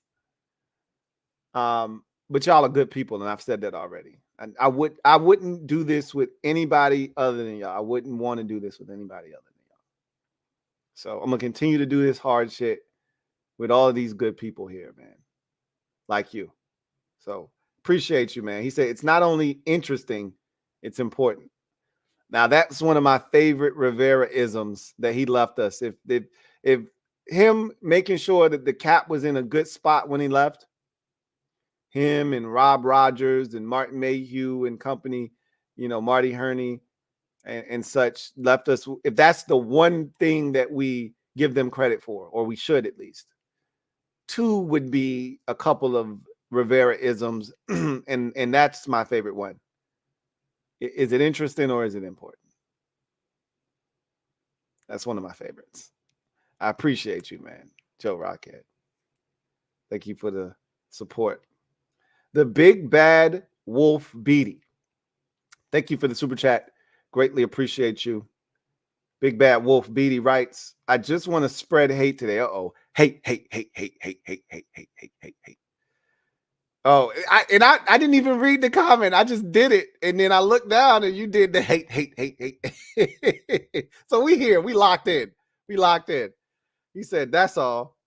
And praise God. You can't do both. You can't spread hate and then praise God in the same sentence. What are we doing here? If that ain't the ultimate contradiction, I don't know what is. That's crazy. Oh, man, that's funny. Matt R. Thank you for the super chat. Greatly appreciate you. Matt writes, new to the channel. Appreciate your energy and optimism for the future. It's been a long time since I've genuinely felt good about this team. HTTR. Welcome aboard. It's always refreshing when I meet new viewers like you, Matt. And so I'm always thankful for those who come aboard, enjoy the content, stick around, and become a part of the family, because that's what we've cultivated here, is a family-like environment. And I, too, have not had this level of optimism for the future in quite some time. And, obviously Dan Quinn coming on board, Adam Peters, But Josh Harris is what really breathed life into this organization, and really in turn breathing life into the fan base, and hope was restored once he got here.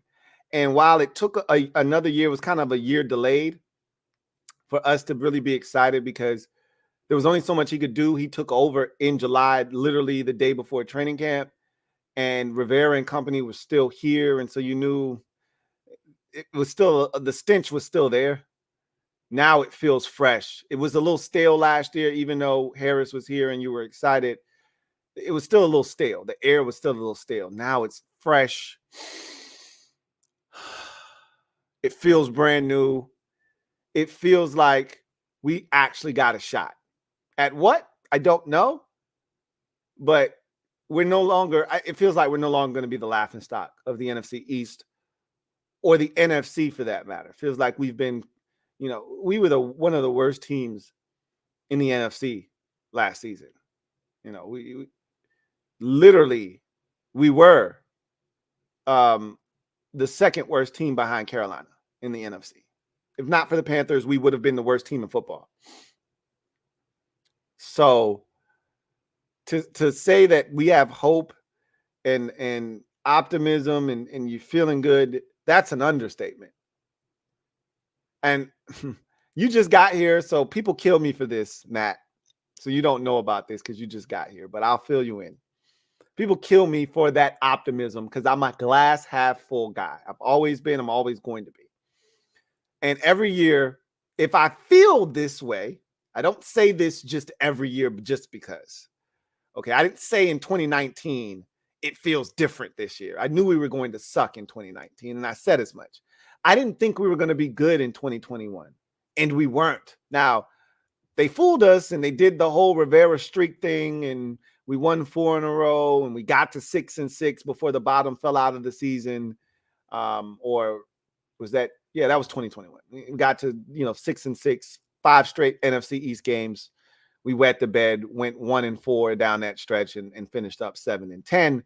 However, I didn't think we were going to be that good that season because I didn't believe in Ryan Fitzpatrick. But the last 2 years, guilty as charged. 2022, I felt good about Wentz. I said, if we can just get the Wentz that they got in Indy here, 27 touchdowns, 7 interceptions, we're going to win some ball games. Obviously, it didn't go that way. And I remember after week 1, when we beat Jacksonville and we came back, I said, this feels different. Because we didn't do those types of things. We didn't score, 14 points in the fourth quarter to overcome a deficit and win, right? We don't do those things. But we did it in that game, and we did it that year. Remember, we beat the Colts. We were down 2 scores with less than 5 minutes to go, and we beat the Indianapolis Colts. And I think it was the first time we had won a game in like 9.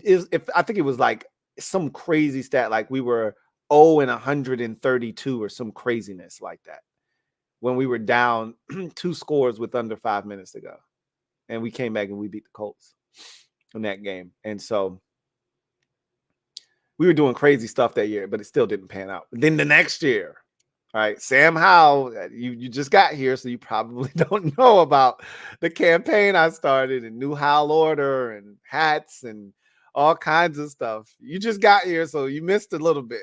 But I said, this is different. It's Sam Howell. I'm telling you, we got a shot. Josh Harris is here. It wasn't different. But there were all kinds, but there were other things that I did warn, everyone about. The defense was one of them. Like, I didn't think the defense would be good. I didn't think they would be that bad either, though, Matt. I said all of that to say this, Matt. This feels different because it is different. But a lot of people, it depends on who's saying it as to whether it resonates or not. Me saying it sounds like the boy who cried wolf. Like, you can't keep saying it's different and expect me to believe you this time. You said it 2 times ago. You said it last time. And none of those times were different. So I don't believe you. You need more people. Well, I'm saying it again because I truly believe I believed it the last 2 times I said it, and the third time's the charm. I'm an optimist. What can I say? What more can I say? I'm an optimist. This is the charm. It feels different because it is different. Josh Harris is different. Adam Peters is different. Dan Quinn is different. This staff is different. And hopefully the quarterback that they draft number 2 overall is different. But man, it feels good. Hasn't felt this good to be a fan of this team in a very long time. Now it needs to start to produce wins on the field. Somebody brought up the other day, hey, we're winning off the field. Yeah, we are winning off the field. That's nice. But at some point, it's got to translate over to the field itself and wins and losses. And that'll come eventually. Maybe not as fast as some of you would like, but it'll come eventually. I feel pretty confident in that. King of the Bluegrass, thank you for the super chat. Greatly appreciate you. Thank you for being a member of the MOBB, who writes, I think this is a double up for you, if I'm not mistaken. Oh, you've already doubled up. Tripling up. Who writes, do you think a second can get Snead? Ooh, I don't know. If I'm Kansas City, yeah. Look, so here's your thought process if you're the Chiefs. You could let him walk and get nothing. Because you could always rescind the franchise tag if you'd like. He'll sign a big deal somewhere. The Chiefs won't do that, by the way, because you do that to players you don't like, players you don't respect, like the Panthers doing that to Josh Norman, where he was playing hardball. They got pissed off. They waited until free agency was over and all the money dried up. And then they rescinded the franchise tag and said, go get you some money. And luckily enough, we had money left. We were one of the few teams that had some bread left. But it's rare that a franchise tag is rescinded. Once you slap it on somebody, you have every intention of that player playing that next year for you if you can't make something happen from a long-term perspective or trade, right? I think the Chiefs have every intention of reaching a long-term deal with him if they can't find a trade partner. And if they can't find a trade partner and they can't find a way to reach a long-term deal, they'll just have him on the books for one more year. I think they have every intention of trading him, though. And if somebody offers you a second-round pick, why wouldn't you do that if you're Kansas City? Because the best that you can expect to get for L'Jarius Sneed, should he just walk away in free agency, is a compensatory third-round pick that you won't see, especially if he's on your roster this year. You won't see that pick until 2026 because he would leave in the offseason of 2025, and then you would get the compensatory pick in 2026. So instead of waiting 2 more years to see a third round compensatory pick, why not take a second round pick right now that you can use in the 2024 draft to help you try and three-peat, something no NFL team has ever done? I'd take it. Because you also have to take into consideration, you're trading him to a team and they got to sign him to a long-term deal. So I doubt you get a 1 for him. He's not a quarterback. He's a damn good player at a premium position, but I think you're going to end up having to take a 2. We'll see. I think a 2 will get it done, though. Twin D, thank you for the super chat. Greatly appreciate you. Double up. Thank you for doubling up. Who writes, 2 show recommendations. 1, Run DMC documentary, Kings of Queens. And 2, Banshee. Okay, I've never heard of either one. I'm pretty sure there are a bunch of Run DMC documentaries out there. I haven't seen any of them, so I'd love to start with that one if I was going to watch one. And then I was this close to watching Who Shot Jam Master Jay, but when that was made, we didn't know. We already know now who shot him. So it almost made me not want to watch it because I already know the truth. Banshee, never heard of it. So that's something I'd have to look up and see what it's about and see if that's in my wheelhouse or not. But I'm always open for any suggestions on something to watch, because I'm always looking for something to watch. Me and my wife are always looking for something to watch, or me myself as an individual, I'm always looking for something to watch. So I will check those out. Kevin, it's been a while. It feels like it's been a little bit. Kevin, been a member for 2 months. Appreciate you. Who writes, hey, Lou, what's a good contract for Jordan Love? 50 mil? He's talking per year. Yeah, I mean, the going rate, like, where are we at now? Who set the new high? Where are we at 60 already? Has somebody hit 60 already? I don't have my mobile device. I'm gonna check real quick and see who right now is the highest paid quarterback in the NFL. Who is the highest paid NFL quarterback? Joe Burrow is at 55. Okay, so he can't top Joe Burrow. So Mahomes is at 52.6. Herbert is third at 52.5. And Lamar is at 52 million. Let's see. Hurts is at 51. Russell Wilson, boy, that's nasty. 48.5. Kyler Murray's at 46.1. Watson's at 46. I think Watson's number gets to 62, but the overall aggregate of his deal, I think, is 46. Allen is at 43. And then Dak, Daniel Jones, and Stafford are all at 40. So where does Jordan Love fit at in this equation?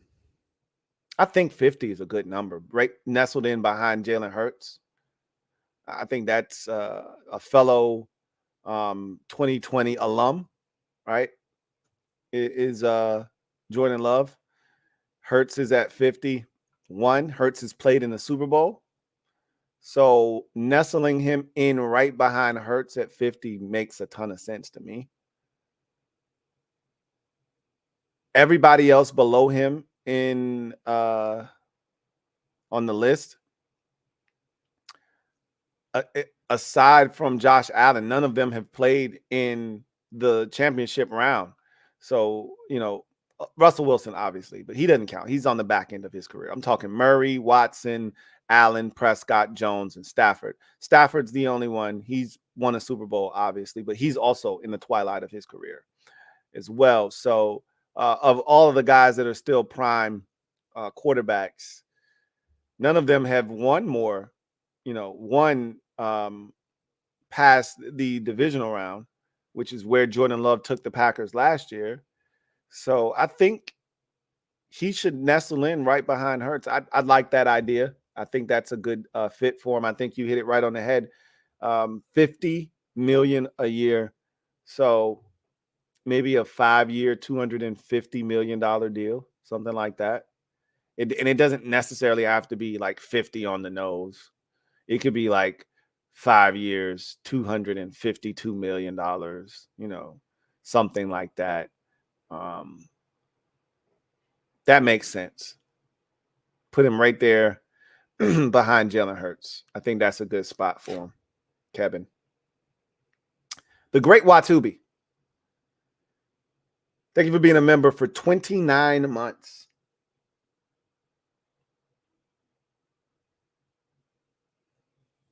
Who writes, check out the 3 seasons of Warrior on Netflix, Lou. Warrior. I've never heard of that.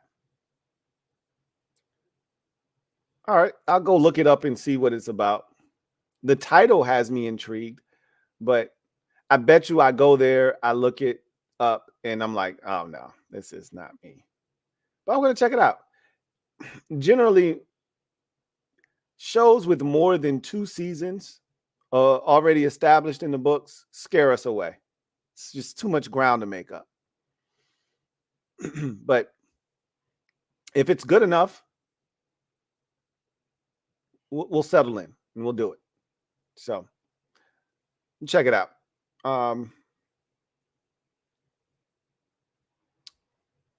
King of the Bluegrass. Been a member for 25 months.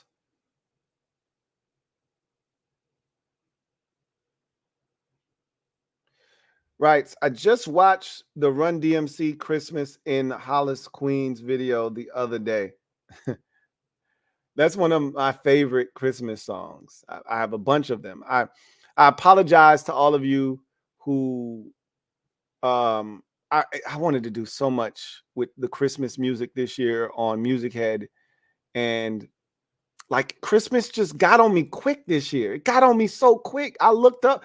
We didn't put our Christmas tree. I told y'all the story. I told y'all that story, right? That we didn't put our Christmas tree up until like the 16th of December or something. Like we were on some real N-word stuff, like just really out of pocket, man. And you know, when that happens to me, I'm gonna get my time, right? My mom, I was on the phone with my mom. It was like January 27th. And I was on the phone. We were duoing each other. And she looked in the background. She's like, is that a Christmas tree? Is that still up? I'm like, you damn right it is. I ain't put my tree up to the 16th. I'm going to get my time, right? I said it won't see February, and it didn't. I took it down on the 31st of January, but I'm going to get my time, right? I wanted to do so much because there was some fire new Christmas music that came out this year, and I wanted to highlight it. And I may still do it next year, but y'all are gonna get my Christmas playlist is so extensive. I don't know if I can do it in one episode. I might have to break it up into like 3 or 4 different episodes. But I added songs this year. There was so much fire Christmas music that came out, and it's not often. It's rare that good Christmas music comes out all at once. A bunch of Christmas. We had like 2 different new Christmas albums that were just fire. Brandy put out a Christmas album crazy this year. Crazy. Don't get me started. I love Christmas music, by the way, if you can't tell. Tizzy Bang. It's Christmas time in Hollis, Queens. Mama's cooking chicken and collard greens. Anyway. Tizzy Bang. Thank you for the super chat. Greatly appreciate you. Thank you for being a member of the MOBB. Who writes, have you seen Slow Horses? It's on Apple TV. Any recommendations for me? What are you looking for? So no, I've never heard of Slow Horses. First of all, we don't really do Apple TV. We don't really do Apple in this household. Period. You know how I am about Apple products. So once you cross the threshold of the T household, leave your Apple devices at the doorstep. So, I haven't done Slow Horses. I think we may have watched one movie. I think it was called Luck. It was an animation movie. It was really good. Outside of that, we haven't watched anything on Apple TV. So I don't know what you like. So I can't recommend anything if I don't know what kind of programming you like. But I'll I'll tell you what popped into my head. I don't think this is for you. It may not be for you, Tizzy Bang. But I like to laugh. You guys know that, and I tell you that all the time. So I'm a big comedy guy. One of my favorite shows, and then me and my wife enjoy the other show. We still haven't finished Black Lady Sketch Comedy Show. We haven't finished that. We need to, because that's a really good show. But I love the Michael Che show. I'm waiting very patiently for season 3. They said it was supposed to be coming out in 2024. I'm waiting and waiting, and we'll see if it does come out this year or not. Love that show. You'll enjoy that if you like to laugh. Very funny stuff. And then there's a show on HBO, and this is also on, and so Michael Che show is on HBO Max. Another show on HBO Max that is hilarious. And your comment made me think of it. You said Slow Horses. It's a show called Southside, right? It's a show about the South Side of Chicago. It follows this one dude, but him and his friend, really, they work at a rent to own center, right? It's called RTO, rent to own. And it's just hilarious. It kind of follows their day-to-day life. It's hilarious. Just crazy stuff going on. All of the characters are ridiculous and funny. And there's also a cop in there. It's a female. She's hilarious. And then she has a partner. And he is a funny dude, too. And one of the episodes, they went to the home of a very religious family, and their daughter was missing. And so they went to the house, and this is, I think, me and my wife's favorite part because it's stupid. They asked him what was his favorite gospel song, and he wasn't super religious like that. He was lying just to try to get information from him. You could tell. So I'm weak thinking about it. He said, 1,000 Horses. Have you heard that? And they both look at each other like, nah, we haven't heard of that. And then he starts singing out of nowhere. It takes 1,000 horses to drag me from God. It's so funny. You have to watch it. It's so funny.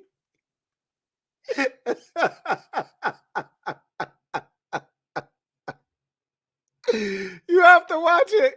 It's so funny. That show is so funny. It's a dude up there that raps. He's so trash, right? And he's like a producer, a rapper, and he thinks he's hot though. He thinks he's nice, but he's trash. And his little ad lib, right? You know how everybody got an ad lib. Jeezy like, ha ha, or Kiss has the right. So his was blakaka.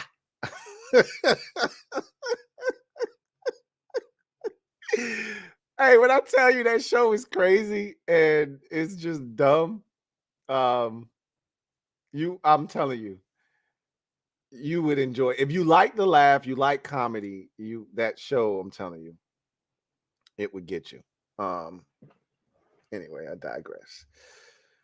Matt R, stand up. You are the newest member of the MOBB mob. Y'all know what to do. Show Matt R some love. Welcome him with open arms. You know what it is. Matt R, welcome to the squad. So glad to have you on board. King of the Bluegrass. Thank you for the super chat. Greatly appreciate you. King of the Bluegrass writes, don't laugh. Too late. I've been on that Andy Griffith shit of late. The black and white, not color. Wow. I mean, now, so I've never actually watched Andy Griffith for content. I've watched it to fall asleep. Everybody knows the little song, the whistling song, the intro to Andy Griffith. But I've never really watched the show to know what's going on. But was it you who brought up Andy Griffith, made Andy Griffith reference the other day? I think I was talking about, Drake May and that Southern drawl, and he's got a heavy, thick Southern accent, and his is genuine, so I don't mind it. But those people who I feel like are kind of faking that, aw shucks, kind of, oh man, I don't know, like Dabo Sweeney bothers me. And somebody brought up, I think somebody had brought up Andy Griffith. I might be tripping. Maybe it was you. Maybe it wasn't. I don't think it was you. Matt R. Thank you for the super chat. Greatly appreciate you. Thank you for being the newest member of the MOBB, who writes, I'm joining just because of your stance on Apple. Matt, I think we're going to make the best of friends. I think we're going to be really, really good friends, my man. So you just got here, so of course you've missed a lot of my Apple tirades. So you're gonna have to go back in the archives to catch some of those, but I can't tell you when, because you just never know when I'm gonna go on one of those. So they're all over the place though, but we're gonna be really good friends, Matt. Really good friends. Really good friends. So on that note, we're gonna go ahead and move on to our final segment of the show and garbage time. So, garbage time. I want to talk about rule changes. We've talked about one proposed rule change by the Browns that they're going to try to see if they can get something done with the new league meetings that'll happen when the rules committee gets together a little bit later on in the offseason. So the hip drop thing, we talked about this. I want to say it was the last episode of the podcast. It might have been the episode before that, but I feel like it was episode 399 when we talked about the hip drop. That's going to happen. They're going to outlaw that. They're going to start making that a penalty. My guess is it'll be a 15-yard personal foul penalty, just like horse collar, which is trash. So I'm preparing myself mentally for that. I'm not happy about that. I think that's a terrible decision if they do go in that down that road, and sounds like all roads lead to them changing that rule. When you got EVPs in the NFL's front office pretty much saying we're going to do everything we can to outlaw it, the writing's on the wall. You see where it's going.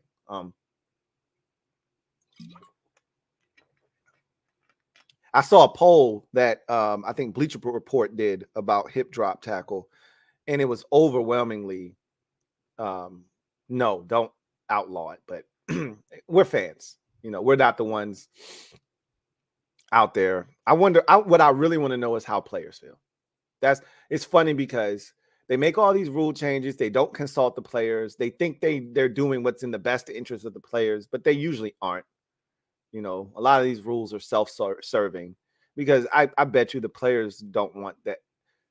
Some players do, maybe defensive players don't, right? Anyway, two other ones though, and this one makes me smile a bit. The fumble out of the end zone. Remember, we had a big one in the AFC Championship game. You had, if I'm not mistaken, was it the AFC Championship game or was it the divisional round with Buffalo and the Chiefs? I know that Zay Flowers fumbled going into the end zone against the Chiefs. But I don't know if it went out of the back of the end zone or if it was just recovered by the Chiefs in the end zone. Feel like it went out of the end zone. And a lot of people said, there goes that stupid rule again, striking again in a big game. I was like, shut up. Don't fumble at the one. That's the antidote. Don't fumble at the one. Right now, I've been reading that there's no traction right now for that rule to change. Yeah, as a fan, that's a win. Like, we don't get many of them. That's a win if they don't change that rule. Now, we'll see what happens. But right now, it's feeling like it's not going to change, and that's a good thing. And then there's the kickoff rule.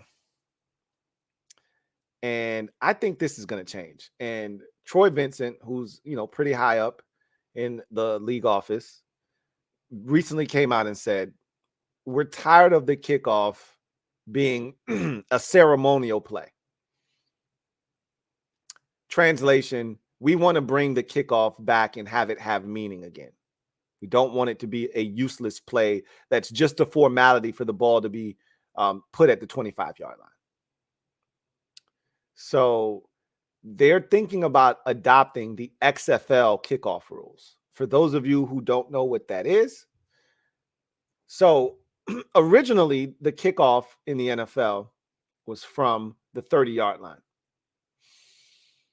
Then for safety rules, they pushed it up to the 35, and then you started getting a bunch of touchbacks, which is what the intended effect was. They wanted touchbacks. They wanted less collisions, less concussions. But then they realized, well, this sucks because teams are still kind of bringing it out because it's the 20-yard line. There's no harm in bringing it out still. So then they made it the 25-yard line. Like, you're not returning the kicks out 6 yards deep in the end zone, 5 yards deep to the 25. You might still get it to the 20. You're not getting it to the 25. So then there was more gamesmanship involved. Hey, if it's a touchback, just take it at the 25-yard line. Well, and then they started putting in little things like wedge busters. You couldn't have more than 2 people, together on a block, and this, that, and the third. And so it made it harder to set up returns. Then teams just started saying, F it, kick it out of the back of the end zone, get a big leg kicker, kick it out of the end zone, and let's just start from 25-yard line. League is like, that's turned into a boring play now. Kickoffs used to be a fun play. We want it to be fun again. So the XFL had a bunch of rules. One of their rules was kickoff back at the 30. Okay. So it won't ensure that you won't get touchbacks. These kickers' legs are getting bigger and bigger every year, but it'll give you a better chance of that ball landing in the field of play or not being 6-7 yards deep into the end zone or out of the end zone. So you move it back 5 yards to the original kickoff spot at 30. You kick it off, and then you have the receiving team, all of their their blockers lined up at the 30-yard line, and all of the kickoff return coverage unit, the kickoff team's coverage unit at the 35. So 5 yards of space between the two. What that does is it decreases the amount of space in the buildup of the speed of the collisions that take place. Really, what it's made to do is to simulate a real play. Like, there aren't many plays where you get a 45-yard running start to then slam into somebody. You're running 18, 19, 20, 21 miles an hour. That's rare.